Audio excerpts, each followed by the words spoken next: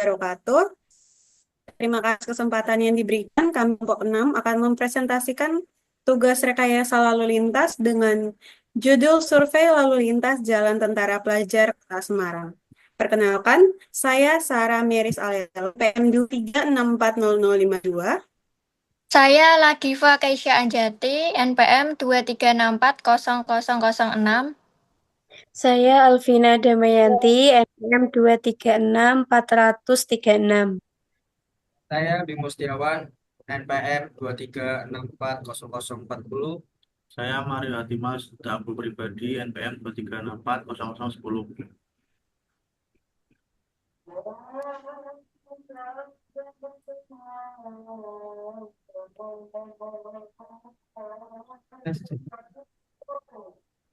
Ulang, ulang, ulang.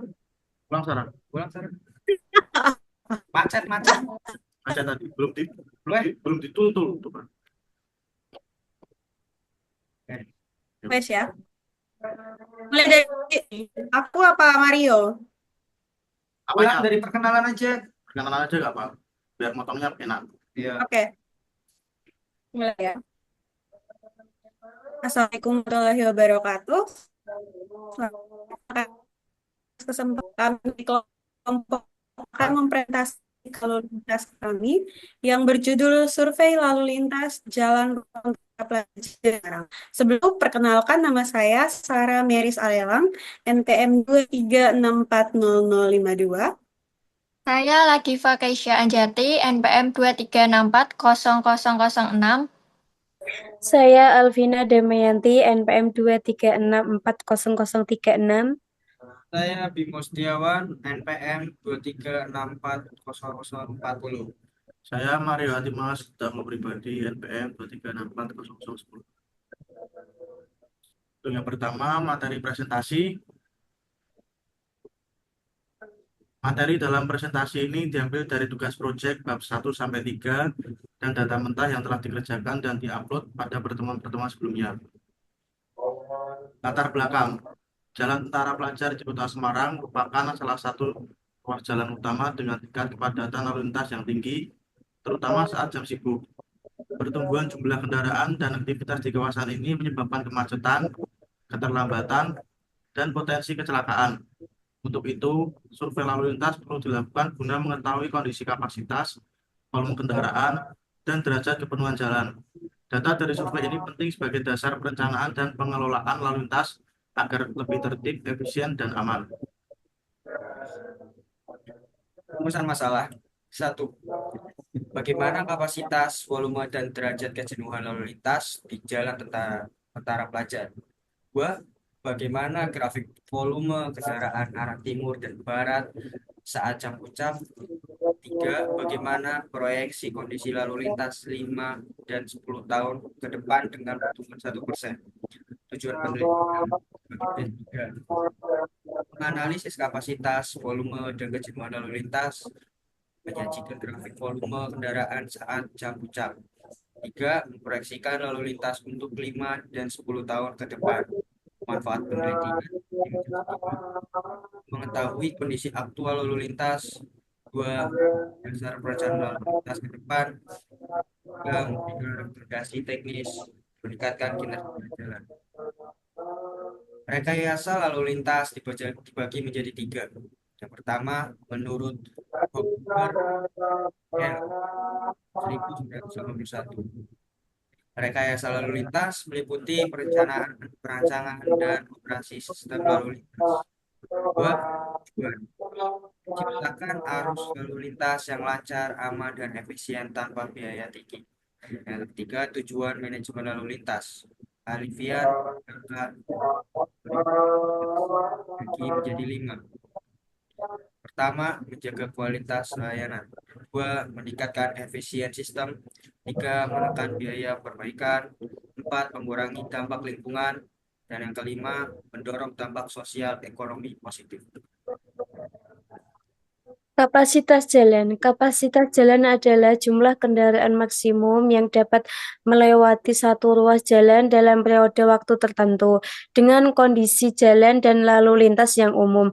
Kapasitas jalan dikoreksi oleh faktor-faktor yang mewakili deviasi geometri dan kondisi lalu lintas terhadap kondisi ideal.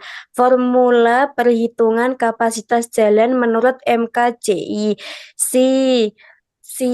COX VCW X VCSP X FCCV FVCCS. Keterangan si kapasitas aktual SMP atau per jam. Si 0 kapasitas dasar. FJW faktor penyesuaian lebar jalur lalu lintas. FCSP faktor penyesuaian pemisah arah. FCSV faktor penyesuaian hambatan samping. FCCS faktor penyesuaian ukuran kota. Derajat kejenuhan adalah rasio antara arus lalu lintas Q terhadap kapasitas jalan. Si derajat kejenuhan mengidentifikasikan apakah jalan mengalami masalah kapasitas. Rumus derajat kejenuhan di S. Keterangan Q arus lalu lintas SMP per jam. Si kapasitas jalan SMP per jam. Interpretasi di S jalan tidak jenuh, di S jalan jenuh. Volume lalu lintas adalah jumlah kendaraan yang melewati titik pengamatan dalam suatu satuan waktu jam, hari, menit. Jenis kendaraan dalam perhitungan volume. 1. Kendaraan ringan LV, mobil penumpang indeks 1,0. Kendaraan berat heavy, bus, truk indeks 1,3. Sepeda motor MC, sepeda motor indeks 0,40. 4. Kendaraan tak bermotor sepeda, becak dianggap sebagai hambatan samping. Perhitungan volume lalu lintas Q SMP EMP LV XLV plus EMP heavy X heavy plus EMP MC XMC. Hambatan samping. Hambatan samping adalah aktivitas yang terjadi di sisi jalan yang dapat mempengaruhi kapasitas dan kinerja jalan. Faktor hambatan samping termasuk pejalan kaki, kendaraan lambat, dan parkir di badan jalan. Bobot pengaruh hambatan samping. 1. Pejalan kaki PED sama dengan 0,50. Kendaraan parkir PSV sama dengan 1. Kendaraan lambat SMV 0,40. Kendaraan masuk atau keluar dari lahan IEV 0,70. Evaluasi kinerja ruas jalan. Indikator kinerja ruas jalan. 1. Kapasitas jalan, derajat kejenuhan, DS, kecepatan rata-rata, waktu perjalanan, tundaan, dan antrian. Perhitungan evaluasi kinerja. LHRN sama dengan LHR 01 tambah IN. Keterangan LHRN, LHR tahun ke N. LHR 0, LHR tahun awal. I faktor pertumbuhan penduduk atau persen. N umur rencana biasanya 5-10 tahun. Metodologi penelitian. Lokasi Jalan Tentara Pelajar, Lamper Kidul, Semarang Selatan. Waktu pelaksanaan Rabu 12 Maret 2025 pukul 15 sampai 18 WIB. Metode survei primer dan sekunder, pengamatan tiap 15 menit. Peralatan survei, APD, PDA, helm, dan rompi. Kamera handphone untuk dokumentasi. Aplikasi traffic counter untuk menghitung kendaraan. Formulir survei untuk pencatatan dan data. Alat tulis. Laptop untuk pengolahan dan analisis data.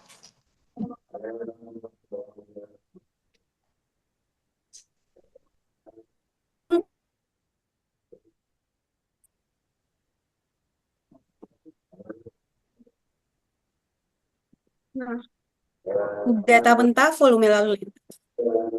Dari data mentah ini terdapat dua tabel. Tabel yang pertama itu akan dari arah barat ke arah timur. Yang berikut ada tabel 1.2, itu tabel volume kendaraan dari arah timur ke arah barat.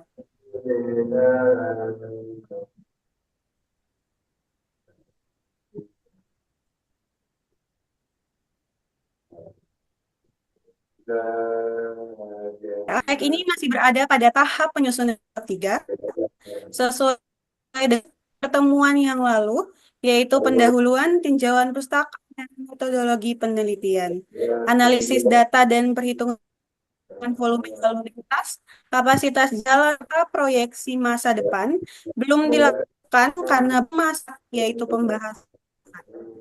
Meskipun demikian, kerangka dasar untuk evaluasi kinerja lalu lintas telah disiapkan melalui studi literatur dan metode survei lapangan. Hasil dan kesimpulan akhir akan diperoleh setelah bahan dan analisis data pada tahap selanjutnya.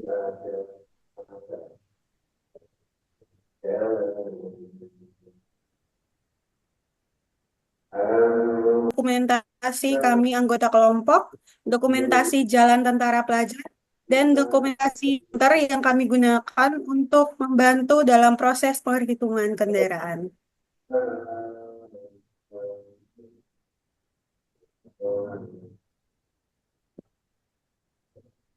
Sekian dari operasi kami. Wassalamualaikum warahmatullahi wabarakatuh. Selamat. Terima kasih.